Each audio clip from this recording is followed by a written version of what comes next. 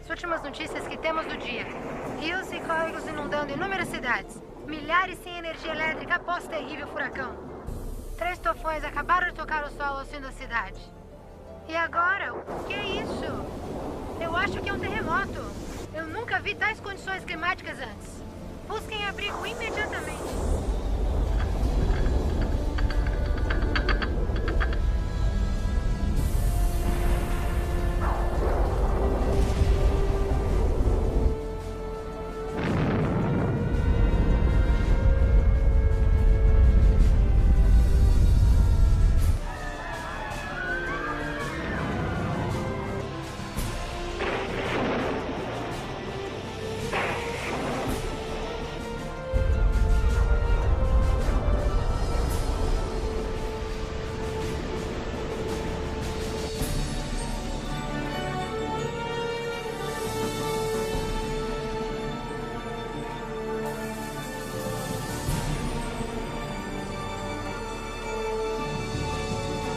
Olha, mamãe, nós estamos em...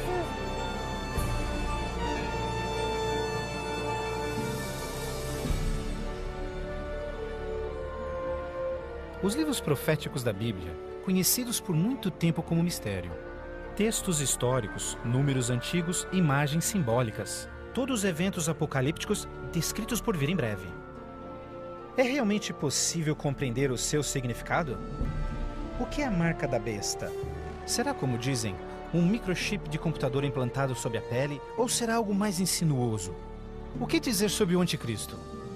Este sinistro inimigo de Deus já se manifestou? Ou ainda espera nas sombras? Será um ataque terrorista que levará a Terra à tribulação final? Testemunharemos os horrores do Armagedon e as 7 últimas pragas? O que necessitamos saber para evitar ser deixados para trás quando o Senhor voltar? Reconheceremos os últimos dias e saberemos o que nos espera? O que você está pronto a experimentar revelará o que a Bíblia realmente diz sobre o final dos tempos. Junte-se a mim para juntos descobrirmos os incríveis fatos por trás dos eventos finais da profecia bíblica.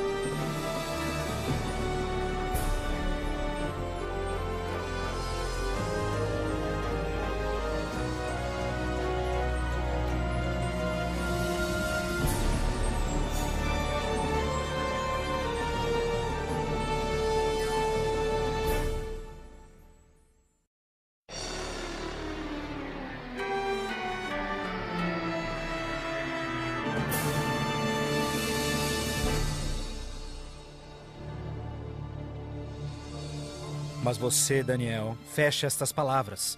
Cele o livro até o tempo do fim. Muitos correrão dele e para ele, e a ciência se multiplicará. O fim do mundo realmente ocorrerá? Se for, quando? Esta é uma das mais importantes e misteriosas perguntas de todos os tempos. O profeta bíblico Daniel predisse claramente que ao final da história do mundo, nós veríamos um aumento dramático no conhecimento. Já aconteceu? Considere, por exemplo, como os meios de transporte mudaram dramaticamente em épocas recentes. Por 60 séculos, o meio mais rápido de transporte foi viajar a cavalo. Agora, viagens que demoravam meses são realizadas em minutos. Em uma geração, a revolução dos computadores trouxe mudanças tão radicais que nossos antepassados jamais imaginariam. Mas numa interpretação mais exata deste verso, é que o conhecimento a respeito dos livros proféticos aumentaria. E como predito, foi isso que aconteceu. Mas as profecias de Daniel não são as únicas na Bíblia que falam dos sinais do tempo do fim. O que mais pode estar escondido dentro dos antigos textos das Escrituras? E você ouvirá de guerras e rumores de guerras. Não te preocupes, porque todas estas coisas virão, mas passarão. Mas não é o fim ainda. Haverá fome, pestes, terremotos em vários lugares. Tudo isso será o começo das dores. Qualquer um pode ver em todo o mundo o quanto forças políticas e naturais têm tornado o nosso mundo moderno um lugar perigoso para se viver. Pense nisto. Nos últimos 100 anos, o mundo inteiro enfrentou 2 guerras mundiais, vários outros conflitos, sem mencionar o aumento de ataques terroristas. Além disso, um aumento na taxa de mortalidade em desastres naturais, incluindo terremotos, incêndios, inundações, tornados, tormentas assassinas num clima bizarro, tudo a caminho da destruição final do planeta. Incrivelmente, o apóstolo João profetizou que ao se aproximar o tempo do fim, aumentaria a habilidade do homem em destruir o planeta. Apocalipse 11, verso 18, diz que virá o tempo em que Deus destruirá aqueles que destroem a terra. Está claro que esta previsão foi vividamente cumprida. Por séculos, o homem apenas fazia suas guerras com lanças fumegantes ou seus canhões à pólvora. Hoje, possuem armas devastadoras que podem rapidamente exterminar com a vida no planeta. Fato é que Jesus profetizou que se sua vinda fosse adiada, ninguém sobreviveria. O próprio Cristo nos alertou sobre estes perigos, mas que eles seriam apenas o início do fim. Poderia o homem fazer alguma coisa que pudesse dar início ao tempo do fim? Saiba que os últimos dias serão dias difíceis. Os homens serão amantes de si mesmos, amantes do dinheiro, gananciosos, presunçosos, blasfemos, desobedientes aos pais, ingratos, profanos, sem amor, irreconciliáveis, fofoqueiros, sem domínio próprio, grosseiros, sem consideração com o bem. Ninguém que haja vivido pelas últimas décadas poderá negar a contínua e espantosa queda moral de nossa sociedade moderna. Cada geração, continuamente, abre o envelope de aceitação comportamental. Como resultado, cada uma das gerações sucessoras operam sob um padrão moral mais baixo do que o seu padrão anterior. Infelizmente, parece não haver um fim a essa trilha vergonhosa. Nos dias de Noé, a decadência moral condenou o planeta à destruição com o dilúvio. Nos dias de Ló, as perversas e depravadas Sodoma e Gomorra foram cidades consumidas com o fogo do céu. Assim como nos dias de Ló, eles comiam, bebiam, compravam, vendiam, plantavam, construíam, mas no dia em que Ló saiu da cidade, caiu fogo e enxofre do céu e consumiu a todos. Assim também será no dia em que o Filho do Homem se manifestar. E em nossos dias, poderia ser incontrolável imoralidade e perversão novamente motivo para uma condenação vinda dos céus? Junto à imoralidade em nossa sociedade decaída, a Bíblia nos alerta que nos últimos dias haveria um dramático crescimento no espiritualismo e no ocultismo.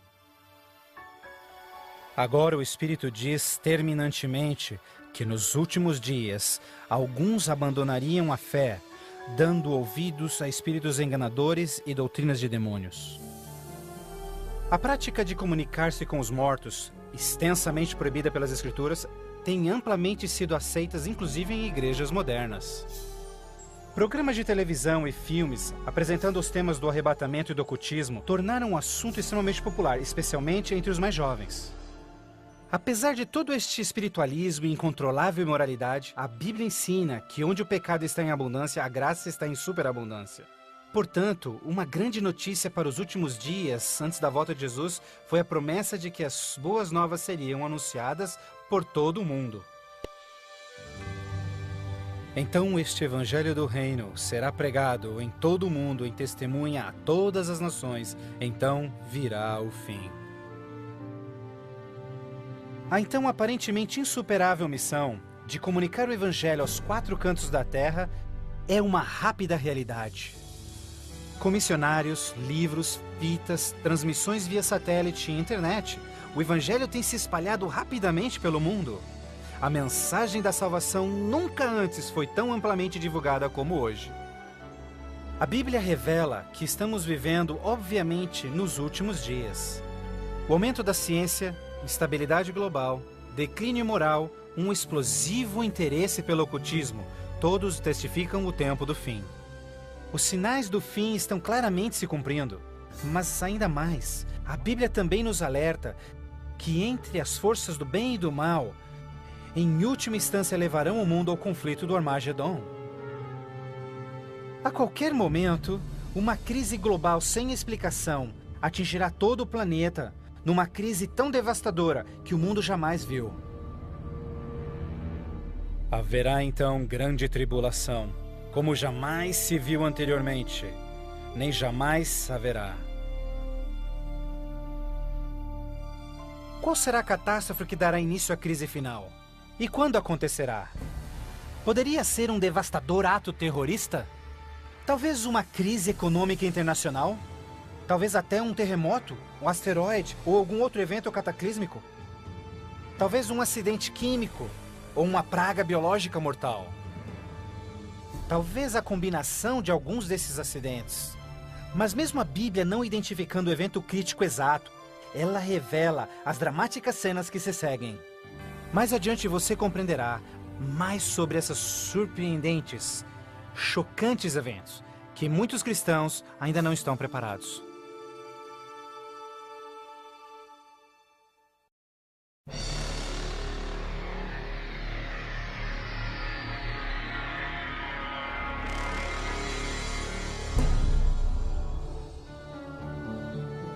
Ao iniciar-se a grande tribulação, líderes mundiais lutam em lidar com o aumento das calamidades.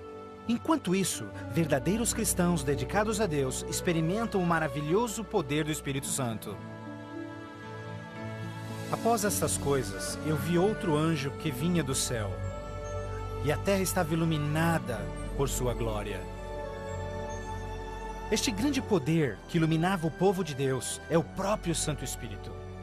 Em santa confidência, eles testificam de Deus, intervindo pelas igrejas e também chamando os perdidos para Cristo. Eles permanecem firmes na palavra do Senhor e exortam todos ao arrependimento e obedecerem os mandamentos de Deus. Numa atmosfera de reavivamento, agita-se a terra. O Santo Espírito compele ministros e membros de igrejas a juntos trabalharem intensamente pelo Salvador. Ao se manifestar o trabalho do Santo Espírito, realizações de ocultismo também se intensificarão. Demônios caídos aparecerão a muitos, disfarçados de queridos seus que já morreram, ou personagens bíblicos do passado. Eles falam de paz e esperança, porém apresentam doutrinas contendo erros perigosos e sutis. Sobre estes a Bíblia nos alerta, porque estes são espíritos do mal, realizando milagres. Como você pode imaginar, estas manifestações supernaturais influenciarão muitos e são poucos os que estão preparados a se opor. A esta altura, famílias e igrejas tornaram-se ineficazes no combate a esta crescente onda de fraqueza global. Em meio a este tumultuado ambiente político e social, as pessoas desesperadamente procuram um caminho para combater esta onda universal de imoralidade. Líderes políticos e religiosos apelam por seus constituintes, pedindo por medidas legais a restauração dos princípios de Deus e a paz na terra. Como resultado desta pressão enganosa, os governantes aprovam leis que conflitam diretamente com as leis de Deus.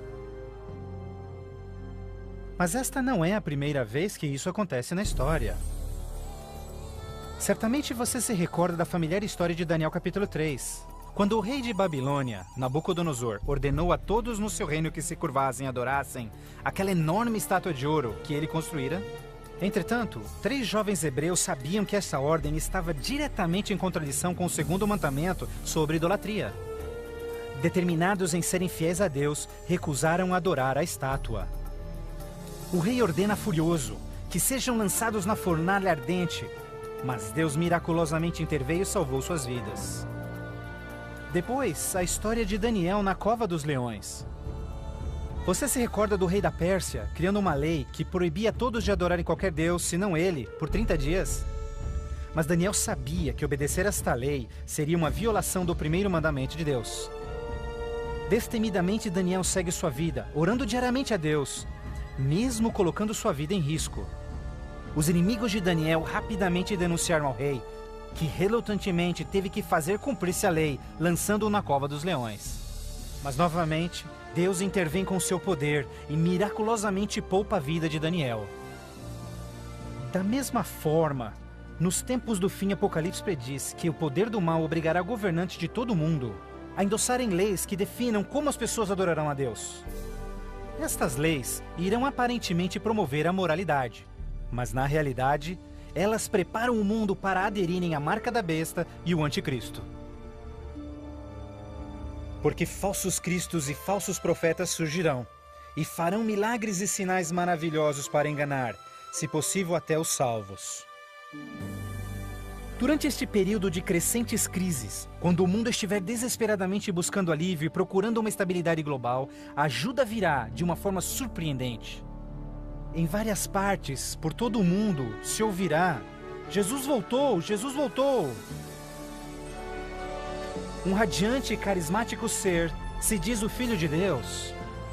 Um exército de jornalistas se amontoa para ver este que realiza milagres sobrenaturais. Eles o ouvem repetir as mesmas palavras que Jesus falou nas Escrituras. Este evento será transmitido ao mundo via satélite. Milhões serão enganados com esta aparição, como sendo cumprida a profecia de que todo olho o verá. Inúmeras religiões estão ansiosas na expectativa por um Salvador. Então este deslumbrante ser aparenta ser a resposta às suas orações. Mas a Bíblia nos alerta em 2 Coríntios que Satanás pode transformar-se num anjo de luz. Infelizmente, não será Jesus quem o povo receberá de braços abertos, mas sim Satanás, disfarçado como Filho de Deus. Fazendo isso, o mal será capaz de unir o povo em todo o mundo e reconfirmar seu falso sistema de adoração. Assim, o mal concretiza a maior fraude que jamais se viu sobre a raça humana.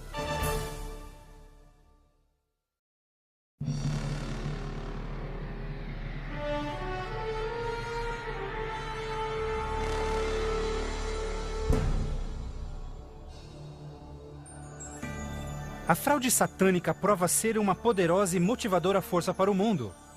Muitos dos líderes espirituais aceitam este grande impostor, bem como o falso sistema de adoração que ele propõe. Com a intensificação das calamidades, líderes religiosos creem que o tempo não mais pode ser desperdiçado em convencer o mundo a aderir às doutrinas desse Messias contraventor. Aqui está a paciência dos santos. Aqui estão aqueles que guardam os mandamentos de Deus e a fé de Jesus. Nem todos serão enganados. Poucos serão aqueles que entenderão que a Bíblia havia alertado sobre esse incrível enganador, e eles sabem que o objetivo deste falso Messias é desviar o povo dos mandamentos de Deus. Mas essa não é a primeira vez que Satanás se apresenta como anjo de luz. Quando Jesus foi tentado no deserto, Satanás apareceu a ele disfarçado como glorioso mensageiro de Deus. Mas o inimigo de Deus se revelou quando tentou a Jesus em desobedecer a palavra de Deus. Portanto, mais uma vez, usando a mesma tática, o mal tenta enganar o mundo a desobedecer a lei de Deus. Ninguém pode servir a dois senhores, pois odiará um e amará o outro, ou será leal a um e desprezará ao outro. O mundo chegou a um momento decisivo em sua história. O falso Cristo e o conflito global estão dividindo o mundo em dois grupos distintos: aqueles que seguem a Bíblia e aqueles que seguem a besta. Ansiedade enche o coração do povo, e religião é o tópico supremo de todas as mentes. Entrevistas no rádio e TV, bem como nas cortes em debates, os verdadeiros seguidores de Deus serão levados diante os líderes mundiais. Ali apresentarão poderosas e eloquentes razões bíblicas para sua oposição, onde o falso sistema de adoração foi apresentado ao mundo. Os mandamentos de Deus e o que constitui a verdadeira adoração estarão ao centro de cada discussão. Movidos pelo poder do Santo Espírito, compelidos pelo argumento bíblico dos servos de Deus, milhares em todo o mundo converter-se-ão desde suas igrejas sem vida e se posicionarão junto aos impopulares, mas verdadeiros seguidores de Jesus. O que nos resta? Devemos obedecer a Deus ou ao homem, à tradição popular ou à Escritura, dividindo assim o mundo inteiro em dois grupos. De um lado, aqueles que receberam o selo de Deus, e do outro lado, aqueles que receberam o sinal da besta. Aquele que é injusto, siga sendo injusto. Aquele que é sujo, que siga sendo sujo. Aquele que é justo, que siga sendo justo. E aquele que é santo, que siga sendo santo. Este texto de Apocalipse antecede o próximo evento em que todo homem, mulher e criança fará sua final decisão, a favor ou contra Cristo. Ao lado de Deus estão aqueles que em fé observaram sua palavra, mesmo diante oposição. No outro lado, aqueles que escolheram a religião de tradições humanas. Assim como as portas da Arca de Noé fecharam-se instantes antes do dilúvio, a porta da graça será finalmente fechada para o mundo, e a graça de Deus não estará mais disponível para os perdidos. A segunda vinda de Cristo é iminente, mas primeiro, o mundo terá de atravessar as mais devastadoras pragas que jamais sobrevieram sobre a humanidade. Ouvi então uma voz vinda do templo dizendo aos 7 anjos: Vai e derrama sobre os povos as 7 taças da ira de Deus. O primeiro foi e derramou a sua taça sobre os povos, e se viu uma ferida feia e dolorosa nos homens que tinham o sinal da besta e que adoravam a sua imagem. A esperança começa a ser massacrada quando as 7 pragas do Apocalipse 16 começam a cair no mundo numa sucessão rápida de eventos. Estes serão os mais horríveis flagelos jamais vistos pelo homem. A primeira praga será extremamente dolorosa e provocará desmaios e agonizante sofrimento aos perdidos. Mais 6 devastadoras pragas rapidamente virão. O mar e os rios se tornarão em sangue. O sol terá tal força que provocará queimaduras com sua intensidade. De tal forma, praga após praga virão. O terror reinará, tornando o mundo inteiro prisioneiros do pânico. Durante este período, alguns dos salvos encontrarão abrigo em locais isolados e remotos, onde serão protegidos e mantidos por anjos do Senhor. Outros, lançados em prisões, embora aparentemente abandonados pelo homem, não foram esquecidos por Deus. Os fiéis de Deus estarão protegidos das pragas, da mesma forma como os filhos de Israel foram preservados durante as pragas que caíram no Egito. Neste momento, os salvos passam por um momento de angústia em suas almas. O principal pensamento em suas mentes: estamos em paz com Deus? Finalmente, encontram paz em suas consciências, confiando nas promessas de Deus. Assim sendo, o dragão irou-se com a mulher e foi ao seu encontro para guerrear com os demais filhos dela, aqueles que guardam os mandamentos de Deus e têm o testemunho de Jesus Cristo. Persuadidos pelo falso Cristo, os miseráveis perdidos têm como única esperança para alívio das devastadoras pragas a eliminação daqueles que se opõem a eles. Então a decisão é tomada para caçar e exterminar em apenas um dia o povo de Deus que teimosamente apegou-se às Escrituras. Assim sendo, o campo de batalha espiritual tem aqueles que seguem as tradições humanas e adoram a besta, contra aqueles que amam a Jesus e obedecem os seus mandamentos. Esta é a batalha final do Armagedon, o mundo perverso que chegou finalmente ao limite da paciência de Deus. E finalmente o momento em que Deus entra em cena para resgatar os seus filhos fiéis.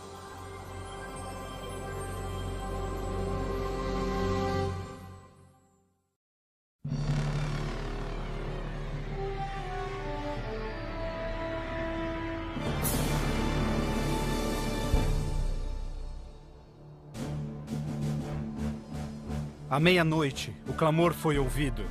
Aí vem o noivo. Na mais escura hora, a mais esperada esperança de todas as eras torna-se realidade. O comando da voz do próprio Deus é ouvido. Está cumprido! Aquela voz de trovão chacoalha os céus. Um imenso terremoto anuncia a aproximação do poderoso exército dos céus. Os filhos de Deus, há pouco sem cor e cansados, agora envoltos por um arco-íris, resplandecem diante de seus opressores. Suas faces brilham ao contemplarem seu Redentor e o vasto exército de anjos que vieram para levá-los para casa. Atentem, porque ele está vindo nas nuvens do céu, e todo olho o verá, inclusive os que lhe transpassaram, e todos os povos da terra chorarão por sua causa. Como você já sabe, este não será um momento de êxtase secreto. Todas as pessoas do planeta testemunharão este maravilhoso evento, e muitos estarão aterrorizados. Os ímpios fugirão desesperadamente para rochas e cavernas, tentando em vão esconder-se do santo rei que se aproxima. E como Jesus prometeu, os homens maus responsáveis por seu julgamento e crucifixão serão ressuscitados para presenciarem seu retorno nas nuvens do céu. Porque o Senhor, o próprio Deus, descerá dos céus, e como trovão, e com a voz do arcanjo, com o som de trombetas de Deus, os mortos em Cristo serão primeiramente ressuscitados. Um grandioso som de trombetas é ouvido pelos céus, e a poderosa voz de Deus chamará os santos que dormem no Senhor desde todas as épocas, dizendo: Despertem, despertem, despertem vós que no pó da terra dormem, levantem-se. Por toda a extensão do planeta, um exército de santos se erguerá do pó da terra. Despertarão cheios de juventude, glorificados e revestidos de imortalidade, sem nenhum traço de enfermidades ou defeitos. E aqueles que ficarem vivos nestes momentos finais serão também transformados. Num instante, receberão um novo corpo imortal. Os ímpios contemplarão em angústia todos estes incríveis sinais. Então nós, os que estivermos vivos, seremos todos levados junto deles nas nuvens para encontrarmos com o Senhor nos céus. E ali nós viveremos para sempre com o Senhor. Com o mundo inteiro em convulsão, os remidos voarão alto e serão erguidos acima da destruição. Eles voarão para a felicidade com o Senhor, junto às nuvens de anjos. Nem dor, nem pecado, nem tristeza jamais haverá. O véu que os separava de seu Deus é para sempre removido, e contemplam agora o seu Deus e seus anjos face a face. E naquele dia, o dia da destruição de Deus, será de uma extremidade da terra a outra. E não haverá nem pranto, nem ajuntamento, nem funerais. Eles serão todos como lixo sobre toda a terra. Aos que ficarem para trás, o caos reinará no planeta. Entre os furacões, os gemidos de demônios, os terremotos, oceanos ferventes, ilhas submersas. Densas e escuras nuvens despejam tempestades gigantescas de granizo. Os ímpios que sobreviverem a essas catástrofes em breve serão destruídos pela presença da glória de Deus. Seus corpos espalhados pela terra despojada pelos eventos finais. Então, pela primeira vez desde a fundação da Terra, o planeta está completamente abandonado e sem vida. Apenas Satanás e seus anjos caídos restarão como resultado de sua rebelião.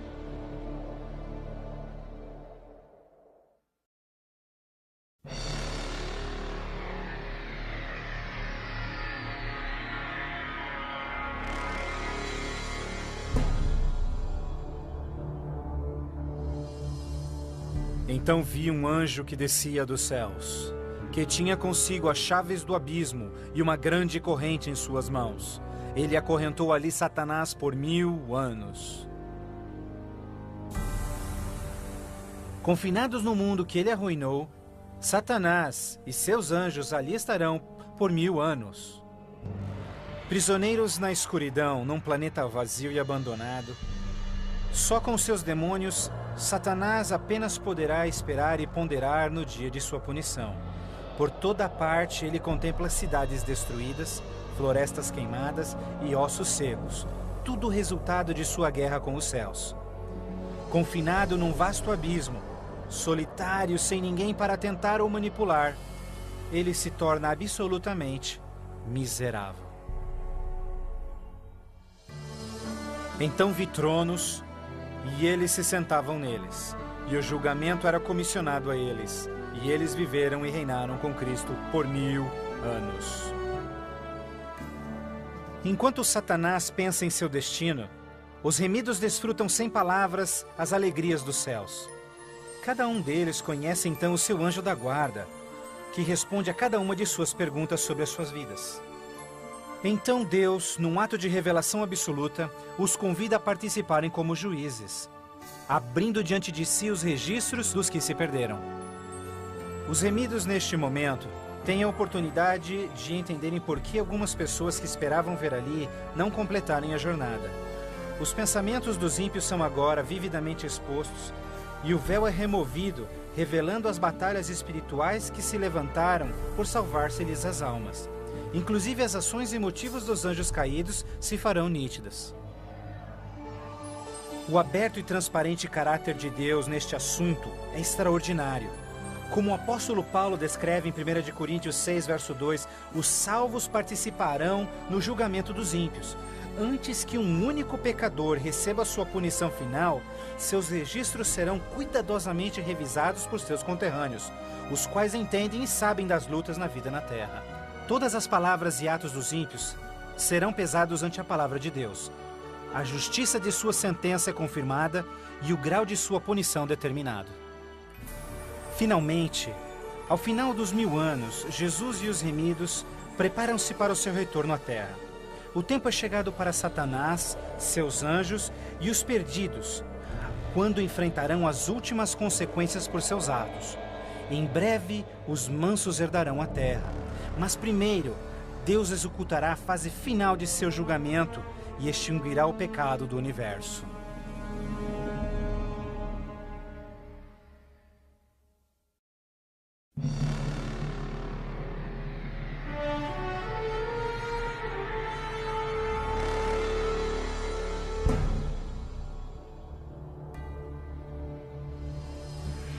Então eu, João, vi a cidade santa, a nova Jerusalém, descendo dos céus desde a presença de Deus, vestida como uma noiva, adornada para o seu esposo. Após os 1000 anos sabáticos no céu, Cristo e os remidos, com a nova Jerusalém, voltam à terra.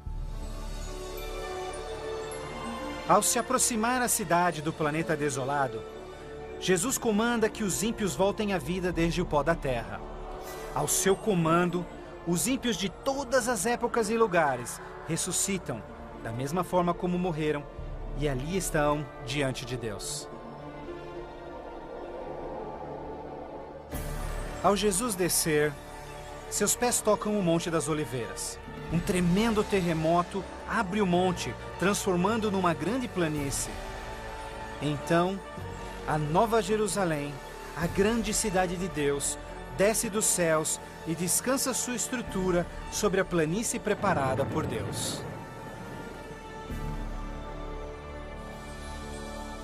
Agora, quando os 1000 anos terminarem, Satanás será solto de sua prisão, e então irá atrás de enganar as nações, a fim de uni-los para guerrear. Incrivelmente, Satanás consegue iludir seus seguidores mais uma vez e arregimenta-os para capturar a cidade celestial pela força.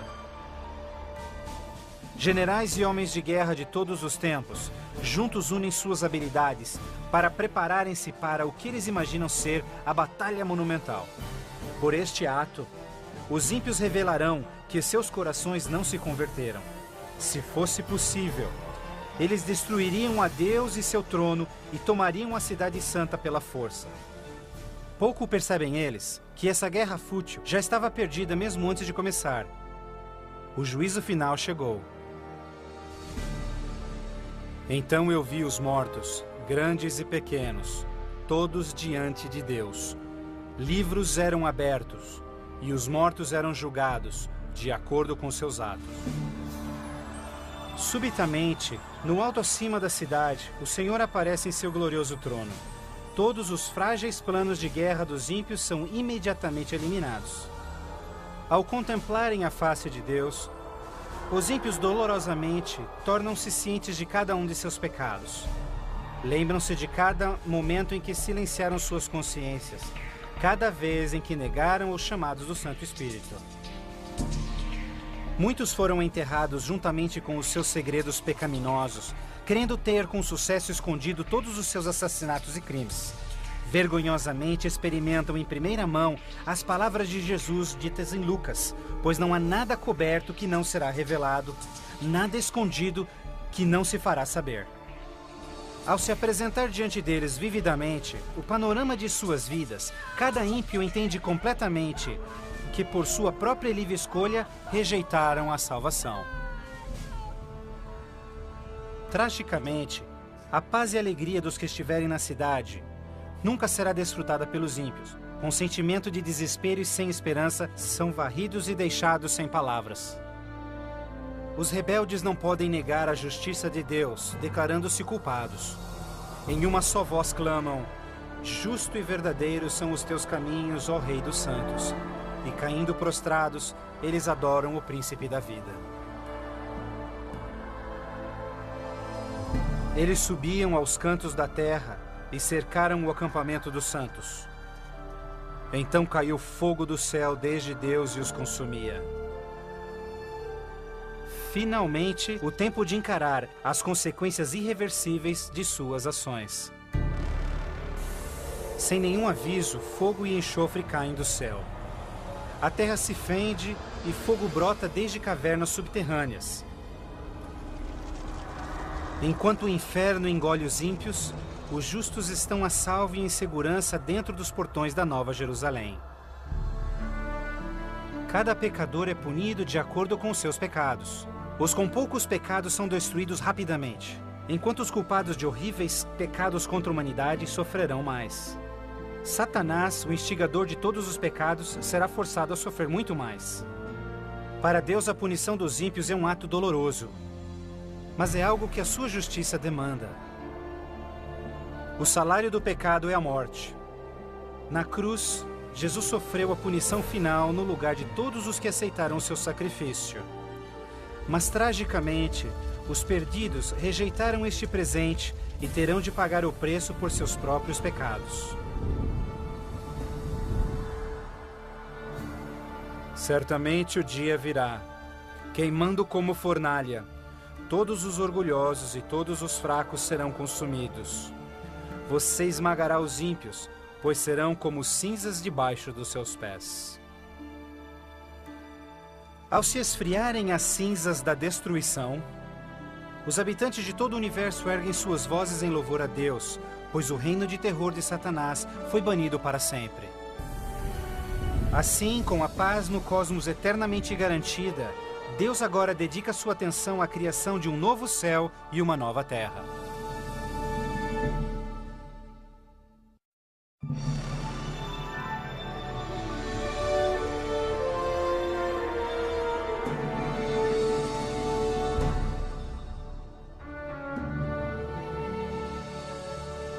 Vejo então um novo céu e nova terra, pois o primeiro céu e a primeira terra já passaram. Após a purificação da terra com fogo, o Senhor retoma seu miraculoso e maravilhoso ato de recriação. E pelo poder de sua palavra, a terra é restaurada à forma de seu lindo Éden. Ao seu comando, um lindo e verdejante carpete de grama cobre o planeta. Outro comando, terra e água voltam à vida. Incontáveis, complexos e magnificentes criaturas de todas as espécies pacificamente exploram um novo paraíso. A vigorizante atmosfera é pura e doce. A terra torna-se uma grande vitrine de criativa genialidade. E Deus enxugará as lágrimas de todos os olhos. E não haverá mais morte, nem sofrimento, nem pranto. Não haverá mais morte, pois as primeiras coisas são passadas. A segurança do universo está garantida. Com a Nova Jerusalém como sua capital, todas as criaturas regozijam-se no amor do domínio de Deus. Aqueles que foram resgatados da destruição eterna compartilham uma especial união com seu Criador, o que nenhum outro ser celestial poderia apreciar. Embora pecado e pecador foram para sempre destruídos, um traço desta grande rebelião ainda permanece. O que aconteceu com essas mãos? Estas são as marcas nas mãos, nos pés e no lado de Jesus. Ao passarem-se os dias inesquecíveis da eternidade, todas as memórias tristes e dolorosas se dissipam na glória brilhante e esplendorosa dos céus. Não mais atrelados a uma vida passageira, os imortais filhos de Deus são agora livres para alcançarem suas mais amplas ambições. Com ilimitada capacidade de absorver mais e mais conhecimento, revigoram as suas mentes. Sem barreiras, seus limites não mais os prendem à terra. Os remidos são agora livres para explorarem as maravilhosas obras de Deus em todo o universo. O céu é um lugar de perfeita paz e harmonia, onde o amor por Deus e pelos outros preenche todos os corações. A Bíblia promete que este reino pode ser seu eterno lar. Jesus deu-se em sacrifício na cruz para oferecer-te perdão e vitória sobre o pecado. Mais que qualquer coisa, Jesus quer que você viva com Ele neste novo lar.